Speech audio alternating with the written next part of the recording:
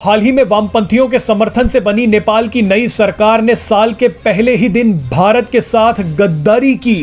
नेपाल की नई सरकार ने चीन द्वारा बनाए गए इंटरनेशनल एयरपोर्ट का उद्घाटन किया, लेकिन सिर्फ एक ही दिन में नेपाल को भारत से गद्दारी की सजा भी मिल गई। तो आपने देखा कि हमने आपको लास्ट वीडियो में ये बताया था कि नेपाल के पोखरा के अंदर एक इंटरनेशनल एयरपोर्ट बन गया है और इस इंटरनेशनल एयरपोर्ट को नेपाल के नए प्राइम मिनिस्टर पुष्पा कमल दहल ने इनॉग्रेट किया है। तो इसके रिलेटेड इंडियन मीडिया में काफी खबरें आ रही है और देखने वाले आज की रिपोर्ट में कि इंडियन मीडिया नेपाल के इस नए पोखरा इंटरनेशनल एयरपोर्ट के बारे में क्या बात करता है। तो आइए रिपोर्ट को देखते हैं। वर्षों से भारत अपने पड़ोसी देशों की मदद करता आया है।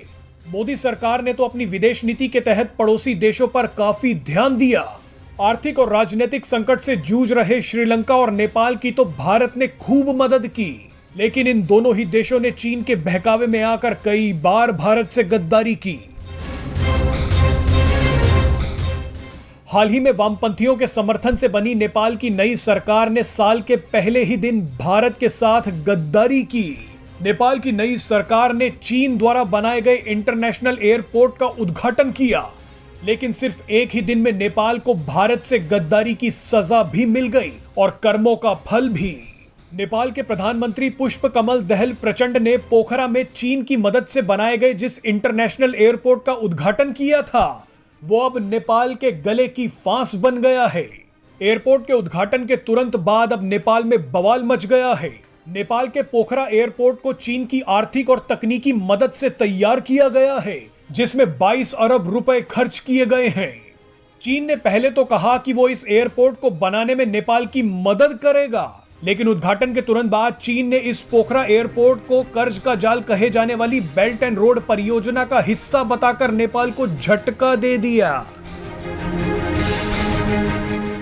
चीन ने दावा किया है कि यह एयरपोर्ट उसकी बेल्ट एंड रोड परियोजना के तहत ही बनाया गया है, लेकिन नेपाल का कहना है कि ऐसा कोई समझौता चीन के साथ नहीं हुआ था। नेपाल सोच रहा था कि चीन उसकी मदद कर रहा है, लेकिन असलियत में चीन पर्दे के पीछे उसे जकड़ रहा था।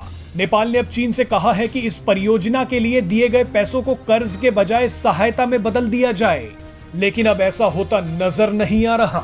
इन सभी के बीच कुछ रक्षा विशेषज्ञों ने नेपाल की मुश्किलें और बढ़ा दी हैं।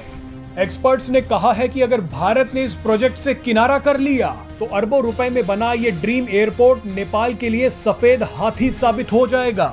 एक्सपर्ट्स ने कहा है कि नेपाल ने इसे इंटरनेशनल एयरपोर्ट तो बता दिया है, लेकिन यहाँ अंतरराष्ट्रीय उड़ानों के आने का दूर दूर तक आसार नहीं दिख रहा है। अगर पश्चिमी देशों ने चीन के बनाए गए इस एयरपोर्ट का इस्तेमाल करने से मना कर दिया और अगर भारत ने भी इस एयरपोर्ट का इस्तेमाल करने से किनारा कर लिया तो नेपाल बुरी तरह से फंस जाएगा। भारत पहले ही नेपाल में चीन की बनाई गई बिजली नहीं खरीदता है। इसके अलावा भारत नेपाल के भैरवा एयरपोर्ट का भी इस्तेमाल नहीं करता है। इस एयरपोर्ट को भी चीन की मदद से बनवाया गया था। अब अगर भारत ने पोखरा एयरपोर्ट से भी किनारा कर लिया तो नेपाल को चीनी कर्ज के जाल से कोई नहीं बचा सकता। सो मैंने क्या आप लोगों ने देखी एक रिपोर्ट थी, काफी इंटरेस्टिंग थी। तो क्या होता है कि नेपाल के अंदर अगर कोई चाइनीज कंपनी कोई काम करता है, अब जैसे कि मिसाल के तौर पर अभी नेपाल की आर्मी ने एक रोड बनाने का तो नेपाल की आर्मी ने वो प्रोजेक्ट दिया है चाइनीज कंपनी को। तो इनमें इंडियन मीडिया में ये आ रहा था कि यार ये तो इन्होंने गलत किया, हमें प्रोजेक्ट देना चाहिए था। हालांकि 3 कंपनियां जो है 4 कंपनियां वो चाइनीज की थी और एक इंडियन कंपनी थी, उसमें भी इंडियन को काफी इश्यूज हो रहा था। अब ये मुझे नहीं पता कि क्यों हो रहा, बट जबकि ये नया इंटरनेशनल एयरपोर्ट चाइना की कंपनी ने नेपाल को बना के दिया है, नेपाल ने उनको पैसे दिए। चाइना कोशिश कर रहा है लगातार कि वो नेपाल के साथ, नेपाल से लेके नेपाल के काठमांडू से लेके वो तिब्बत तक एक रेल नेटवर्क बनाए और इस पे काम चल रहा है। और इसको लेके इंडियन मीडिया के अंदर, इंडियन गवर्नमेंट के अंदर काफी प्रॉब्लम्स क्रिएट हो रही है। तो इंडिया की गवर्नमेंट यही कहती है कि यार जो है ना चाइना नेपाल से जो है ना काफी काम कर रहे हैं, उनके साथ प्रोजेक्ट स्टार्ट कर रहे हैं और ये प्रोजेक्ट हमें नहीं मिल रहे हैं, इंडियन कंपनी को और चाइनीज कंपनी को मिल रहे हैं। इस रिपोर्ट में आपने देखा, आपको पता चला कि किस तरीके से इंडियन मीडिया रिपोर्ट कर रहा है इस नए इंटरनेशनल एयरपोर्ट को, नेपाल के नए एयरपोर्ट को। आपने देखा। अगर वीडियो अच्छी लगी तो लाइक, शेयर एंड सब्सक्राइब कर सकते हैं आप।